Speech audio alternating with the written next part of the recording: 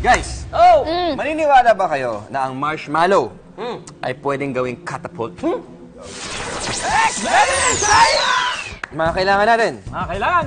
Marshmallow, plastic spoon, barbecue stick, Sticker. rubber band, Bando. at Tape. gunting. Gunting ito. Okay. Yes, sir. Una, lagyan natin ng base. Gawa natin ng base using the marshmallow. Okay. Tama ba? Looks so fun. Okay, so gagawin natin siyang 3D. Diba? Parang ganyan. Wow! Okay lang yun. And then, itong plastic spoon, Okay. tape natin dito sa barbecue stick natin na parang ganyan. Kaya na. Ha? Ah, sige, okay lang. Talaga. So, ito yan. Ano ba yan? Ayusin mo yung pag-gugupit. Tipid-tipid ni Rod. Grabe. Secure na.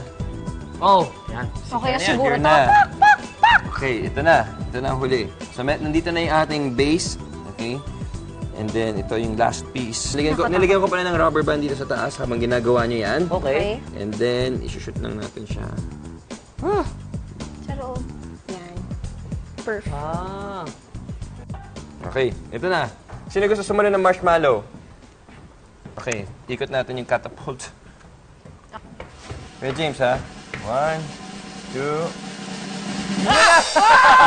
Three bars!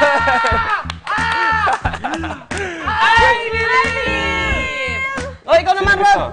So habang tumitira sila mga I-Believers, see you again next week. Time to daan dito, number 1, ang kwela ng science. Ito ang I believe!